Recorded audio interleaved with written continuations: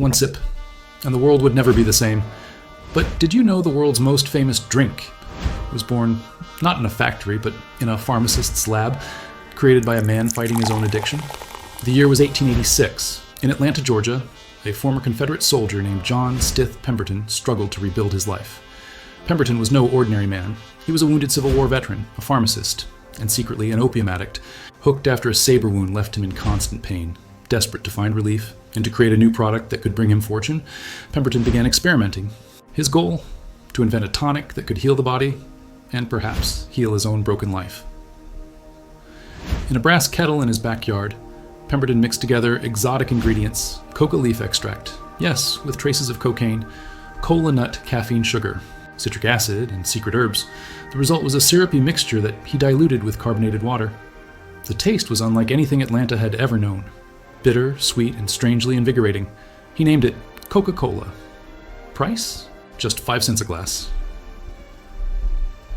On May 8th, 1886, at Jacob's Pharmacy, the very first Coca-Cola was sold. No fanfare, no marketing, just a humble glass of fizzy brown liquid that would one day dominate the world.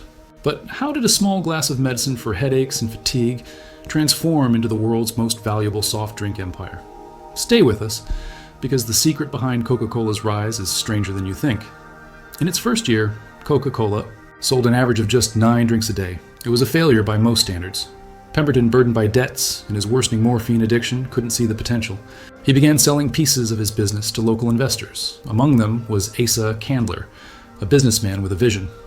Unlike Pemberton, Candler didn't just see a drink. He saw a brand, a lifestyle, a future. But for Pemberton himself, tragedy was near.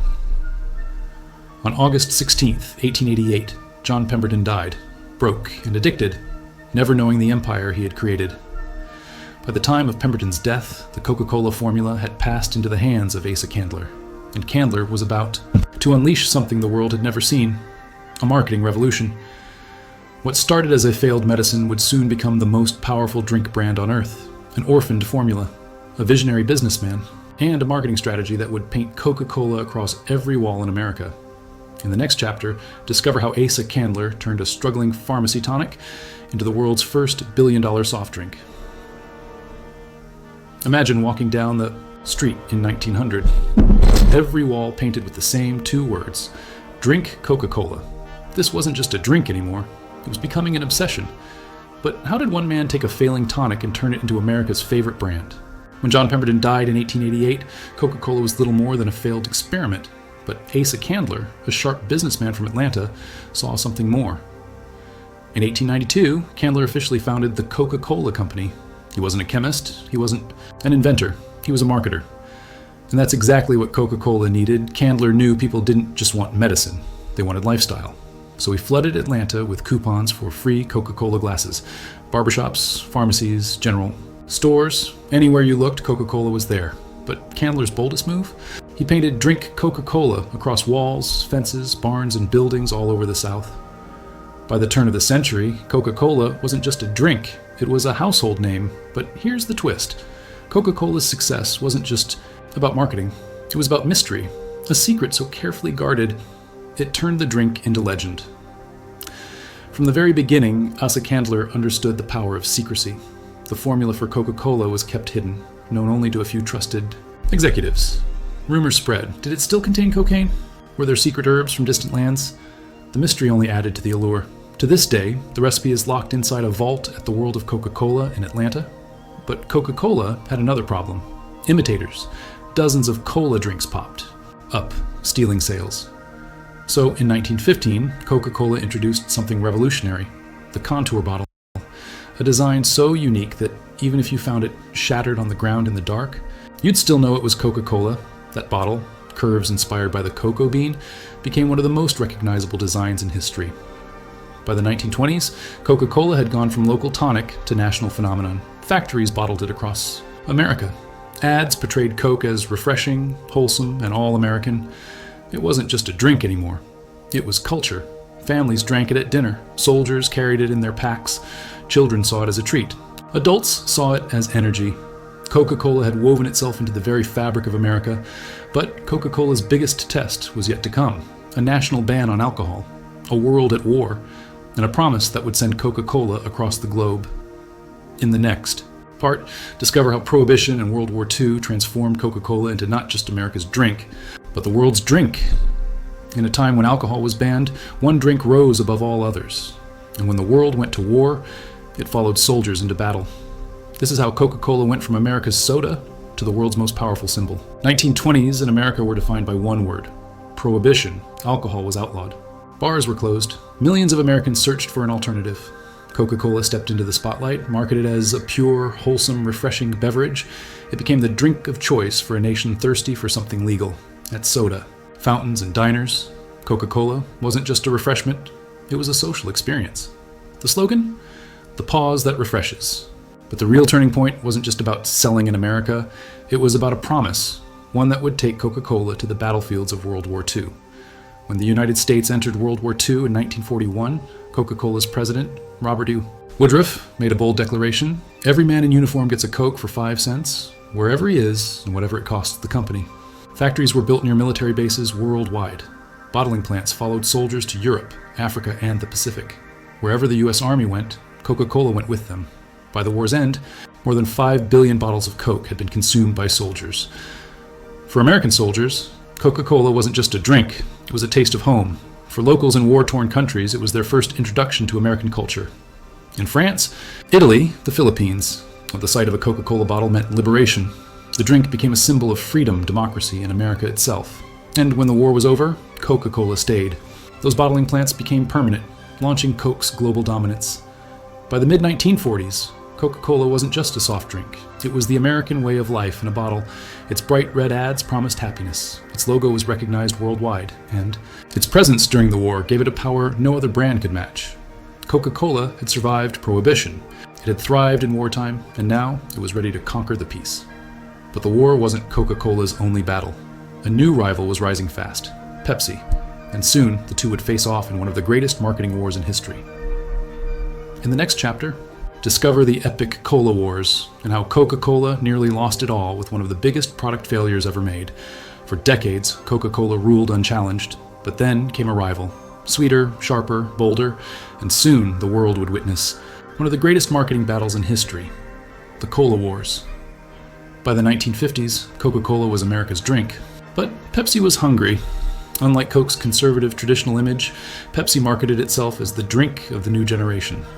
The Pepsi Challenge, launched in the 1970s, shocked the industry. In blind taste tests, people consistently chose Pepsi's sweeter formula over Coca-Cola. Suddenly, the unthinkable was happening. Coca-Cola's dominance was slipping. But how do you defend a century-old empire when the younger generation is choosing your rival? Coca-Cola's answer would nearly destroy the brand. In 1985, Coca-Cola made a move so bold it shook the world. They reformulated their legendary drink. The new product was called New Coke, sweeter, smoother, designed to beat Pepsi in taste. Tests. At first, it seemed like a victory. People who sampled New Coke said they liked it. But Coca-Cola had forgotten one thing: loyalty. For millions of fans, Coca-Cola wasn't just a drink. It was memories, family, tradition, America in a bottle, and when their beloved drink was taken away, outrage exploded. Newspapers flooded with complaints. Protest groups formed with names like Old Cola Drinkers of America. Within weeks, Coca-Cola was facing a full-blown rebellion. Just 79 days after its launch, Coca-Cola made history again. They announced the return of the original formula, rebranded as Coca-Cola Classic. The decision was both a humiliation and a masterstroke. Sales surged, loyalty deepened, and Coca-Cola's position as the #1 soda was cemented. Some even believed New Coke wasn't a mistake at all, but a brilliant marketing trick to reignite passion for the brand: the cola. Wars taught Coca-Cola 2 critical lessons. Never underestimate the power of nostalgia. A brand isn't just about taste, it's about identity. Coca-Cola had survived Pepsi's challenge and even turned its biggest failure into a triumph, but the fight was far from over. Coca-Cola had defended its crown in America, but the world was changing fast. Health critics were circling. Rival drinks were multiplying. In the next chapter, discover how Coca-Cola reinvented itself in the modern era, from Olympic sponsorships and billion-dollar ads to facing the dark truth about sugar. It began as medicine in a small pharmacy, but today, Coca-Cola isn't just a drink. It's a global symbol poured more than 1.9 billion times, every single day. By the 1990s, Coca-Cola had become more than a beverage. It was a cultural icon. Coca-Cola's Red logo glowed at the Olympic Games, FIFA World Cup, and even at Times Square, where its massive neon billboard became a landmark. No matter where you lived, Africa, Asia, Europe, or South America, Coca-Cola was there. The company had perfected not just the product, but the feeling of happiness in a bottle.